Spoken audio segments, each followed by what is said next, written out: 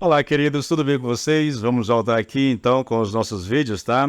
Nós estamos estudando aqui Romanos 3, versículo 3 e 4, a respeito de mais um questionamento. Esses 8 primeiros versículos aqui do capítulo 3 de Romanos tem alguns questionamentos sérios que são feitos, né? O primeiro dele nós já vimos aqui anteriormente, diz respeito à questão da vantagem. Qual é a vantagem do judeu? Essa pergunta é feita por causa da situação dos judeus descrita por Paulo no capítulo 2, principalmente quando ele fala da circuncisão. Ele diz que circuncisão não o verdadeiro circunciso é aquele que guarda a lei, não aquele que teve o prepúcio do órgão masculino cortado, entendeu? Aí, depois que Paulo coloca essa questão, então alguém levanta a mão e pergunta assim: Paulo, então qual é a vantagem de ser judeu? Qual é a utilidade da circuncisão? E Paulo vai dizer: olha, são muitas, mas principalmente porque aos judeus foram confiados os oráculos de Deus. E aí, esse debatedor não se dá por satisfeito, porque ele vai olhar para a realidade do povo de Israel e vai dizer assim: mas Paulo, o Messias veio e o povo não o quis, o povo rejeitou o Messias. A principal vantagem desse povo era a guarda dos oráculos. Eles conheciam, eles não só guardavam, mas eles proclamavam. No entanto, a principal mensagem, né? A principal mensagem dos oráculos é a respeito de um Messias que vinha para salvar o seu povo. O Messias veio, Paulo, e o povo não quis saber do Messias. E então, se alguns não creram, será que a incredulidade deles anulará a fidelidade de Deus? Deus tem uma promessa com o seu povo, mas será que se eles forem incrédulos, como estão sendo por rejeitar o Messias, Deus vai anular a sua fidelidade? E Paulo vai dizer: de modo nenhum, de modo nenhum. Os judeus são o povo de Deus, os judeus são os guardiões dos oráculos de Deus, a despeito deles mesmos. Deus não guarda, Deus não abençoa a nação porque eles são fiéis, porque eles são bons, porque eles são justos. É a despeito do pecado, é a despeito da situação, da desobediência deles que Deus permanece abençoando, permanece mantendo a sua aliança. Usei aqui uma metáfora interessante a respeito da nação de Israel, como se ela fosse um carro que estivesse com problema de alinhamento, né? E ela você está aqui andando aqui e o carro está puxando para o lado o tempo todo, e Deus vem com as suas mãos e mantém o carro na estrada, não permitindo que o carro saia fora da estrada e cause algum acidente, mate alguma pessoa. Mais ou menos isso, querido. E a ideia toda é só ilustrar isso, tá? É que Deus é Deus. É que Deus mantém a sua promessa, a sua fidelidade a despeito desse povo. E eu disse que isso também é aplicado em relação a nós também, a nós cristãos. Nós não somos salvos porque nós somos bons. Nós não somos salvos porque nós somos obedientes a Deus e nós obedecemos a lei de Deus como um todo, a palavra de Deus. Não, querido. Nós somos salvos por causa do sacrifício de Jesus. Nós temos uma aliança com Deus, Deus tem uma aliança conosco e Ele vai manter essa aliança a despeito de mim mesmo, tá?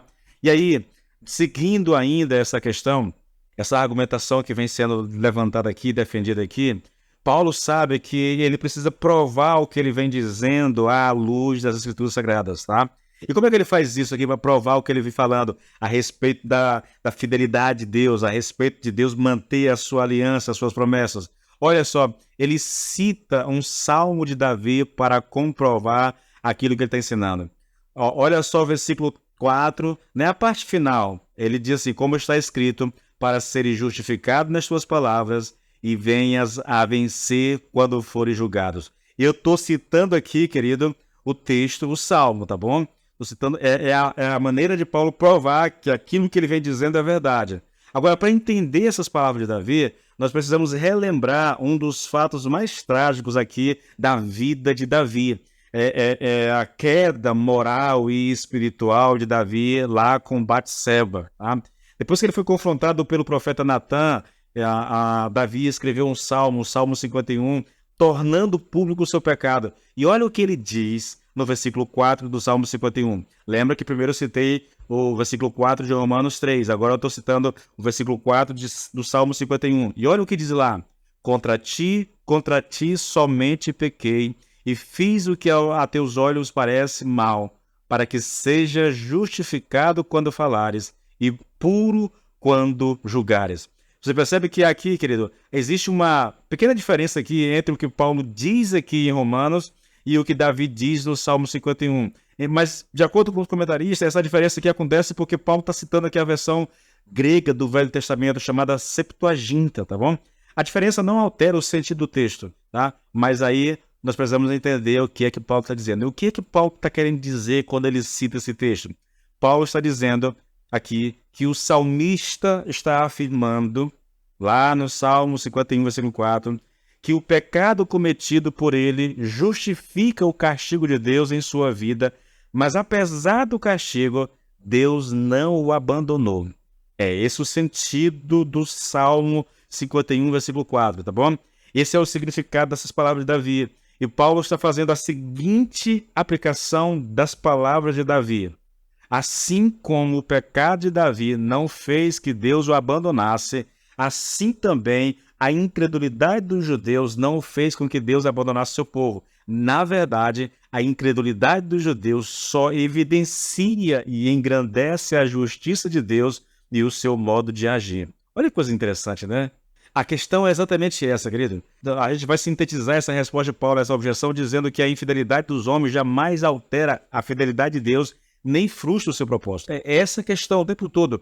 Tá? É por causa disso que os judeus são privilegiados. É por isso que eles têm a guarda dos oráculos de Deus. É por isso que eles eram os guardiões dos oráculos de Deus, tá? A despeito dos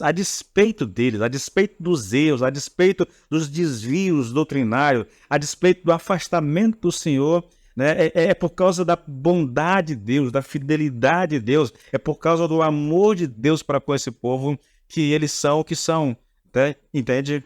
E, novamente, queridos, eu gostaria muito de fazer exatamente essa aplicação no que diz respeito a nós cristãos. Eu vou repetir e vou enfatizar isso o tempo todo. É a despeito de nós que nós somos salvos. Você é salvo porque Jesus morreu na cruz, porque ele deu a sua vida naquela cruz, naquele madeiro. Ele perdoou os teus pecados, ele tomou sobre si os seus pecados, sofreu a condenação dos teus pecados, dos nossos pecados, né? A justiça de Deus foi satisfeita, a ira de Deus foi derramada sobre Jesus Cristo, os nossos pecados foram perdoados, o nosso castigo foi punido em Jesus Cristo. Então, por isso nós somos salvos. Você não é salvo porque é uma boa pessoa. Você não é salvo porque vai para a igreja. Você não é salvo porque lê a Bíblia, ou ora, ou é um dizimista, é um ofertante, ou está envolvido em alguma coisa na igreja. Essas coisas são importantíssimas, nós devemos fazer, elas caracterizam uma pessoa salva, mas essas coisas, por si só, elas não salvam ninguém. Deus não é fiel para conosco por causa da nossa fidelidade para com Ele. Deus não nos ama por causa da nossa obediência, por causa da nossa bondade, por causa do nosso amor para com Ele. Não, querido, de forma alguma. Nós somos falhos. Eu estava dizendo hoje na célula, disse isso hoje na célula. Uma das principais características dos grandes homens de Deus é o reconhecimento da sua própria pecaminosidade. Quanto mais um homem se aproxima de Deus, mais ele tem consciência do seu pecado. Isso é uma característica dos grandes homens de Deus. Quanto mais perto de Deus, mais consciência do meu próprio pecado. E nós precisamos disso na nossa caminhada.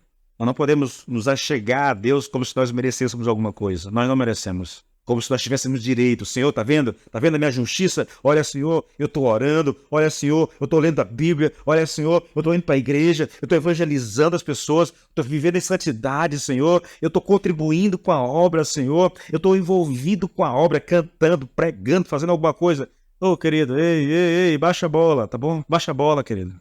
Isso não impressiona a Deus. Isso pode até deixar a gente orgulhoso, mas isso não impressiona a Deus. Deveria não nos impressionar. As pessoas não deveriam se impressionar com isso. Essas coisas não nos ajudam. Essas coisas não podem nos salvar. Só Jesus, crucificado naquele madeiro, é a nossa salvação. Ele morreu, ele ressuscitou, ele subiu de volta aos céus, e por causa do que ele fez, nós somos salvos. Tá bom, queridos? Deus abençoe vocês.